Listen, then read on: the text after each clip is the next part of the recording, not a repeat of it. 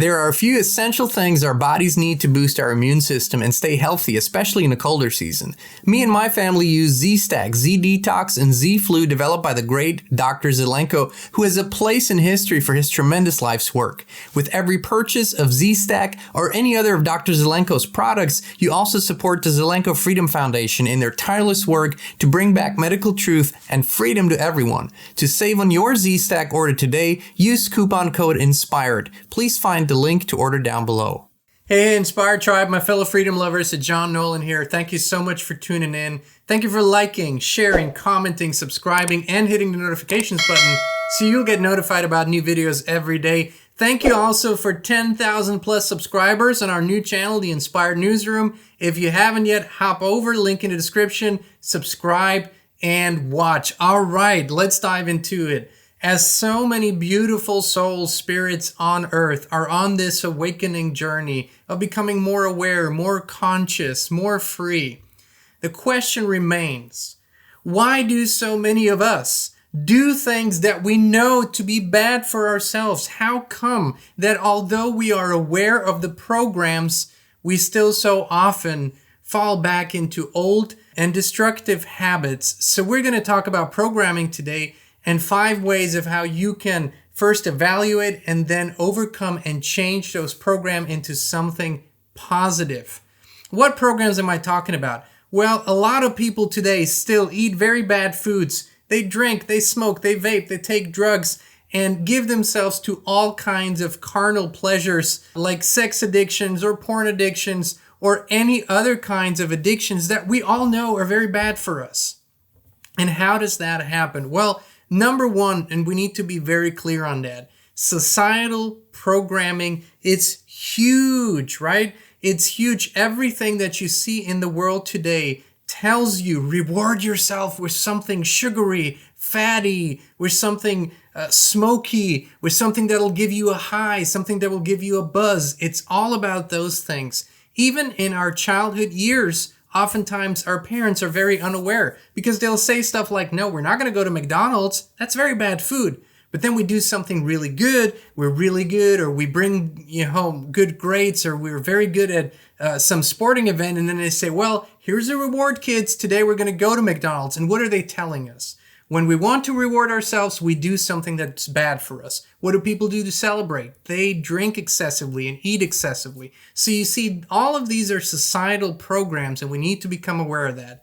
So let's jump into 5 ways of how we can actually change that and how we can overcome these things. Number one, the number one important thing is to become aware. And how do you do that? How do you become aware of your programs and habits? You have to observe yourself as if you were watching yourself from the first minute you get up till the last minute you go to bed. Really study yourself. What do you do? What do you think about? What substances, foods, what do you put into your body? What do you watch on TV, or what do you listen to?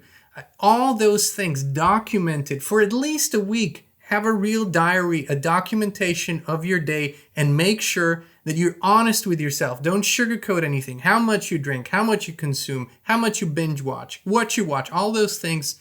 Really become aware. Number 2 in this process is evaluation. Now it's time where you go through that diary, where you go through your documentation and you actually figure out what serves me, what is good for me. Be honest with yourself. If you drink a lot of alcohol, you know that's not good for you. If you eat a lot of fast food, you know that's not good for you. Really be honest with yourself and evaluate what is good for you, what is healthy for you, what is good for your relationships, and also what isn't good for you. Make sure that you make 2 lists, what serves you and what doesn't serve you. Number 3, make sure to figure out which of these things can I actually change myself? Which things come easy to change and it's going to work out fine? And where do you need help? What habits keep coming back in your life?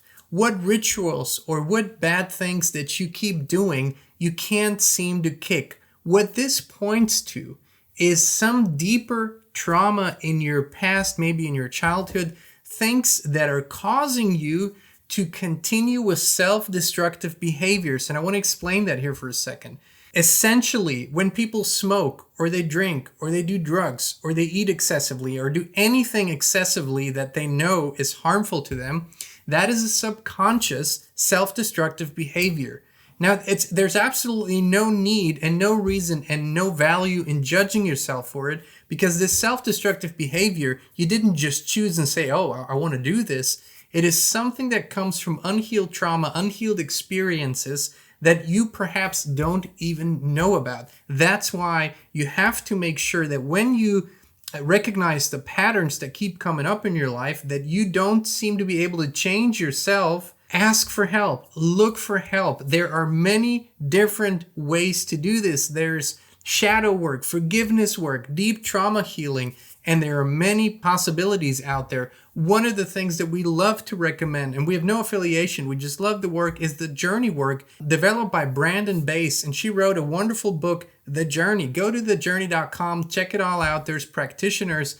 It's one of the easiest, fastest, and deepest processes we know of where you can really, in depth, heal deep trauma from your past, which will in turn help you to pick new patterns, new habits, and to make sure that you can actually once and for all overcome those self-destructive behaviors.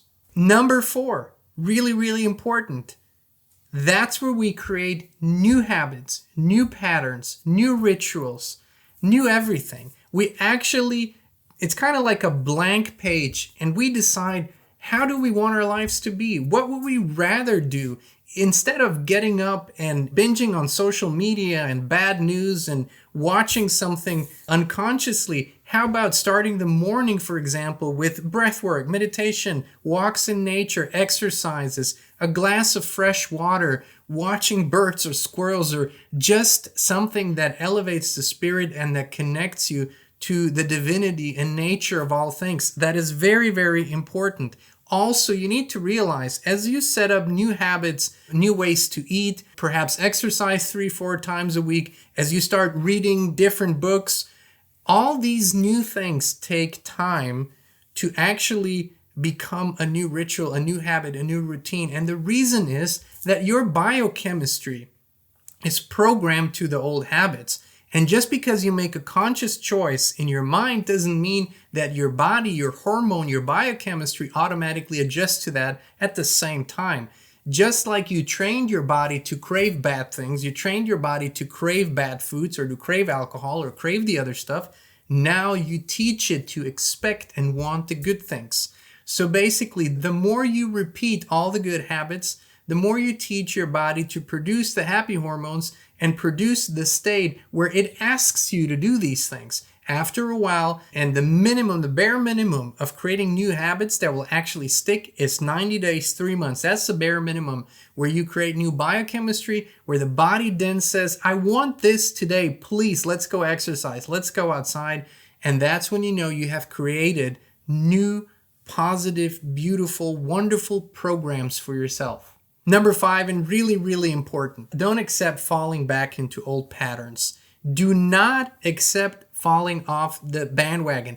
I'm not saying beat yourself up, but simply remind yourself of the negative consequences that are connected to your old negative self-destructive behaviors. Remind yourself what would happen if you went back, how bad that would be for you, your health, your well-being, your relationships, and everything else in your life. And then, more importantly, remind yourself of all the positive consequences of your new habits, new behaviors that are productive, beautiful, affirming, life-affirming, healthy, and make you feel better. Remind yourself consistently of the positive feelings that you're creating and the positive outcomes and the positive consequences that your new habits and your new patterns will have, because your life will begin to change for the better so much. And last but not least, we need to realize that we will always have programs. So far, we've only used the word program as something negative. You're being programmed to do something. But we are programming ourselves to do certain things without having to think about it, like tying our shoes, like driving. After a while, you don't think about how to steer and how to shift and how to do those things. You just do them. Walking, breathing, all those things are done in a program and they serve us. So we need to realize that as we are deprogramming, we are also automatically reprogramming. Only now we choose good, positive, life-affirming, healthy, and beautiful things for ourselves. All right, thank you so much for tuning in. It was wonderful to talk about this today, something that's very important, so we encourage you, save this video, come back to it, repeat these steps until it all kicks in. We love you, we appreciate you, and we'll be back with you again very, very soon. We're more dedicated than ever to provide authentic, truthful, and uncensored information and inspiration. That's why we created the Inspired community on the free speech platform Locals. There's no censorship, a free flow of information, and it's more personal and intimate. And you can join us as a free member or a paid supporter. Please visit inspired.locals.com and join us today.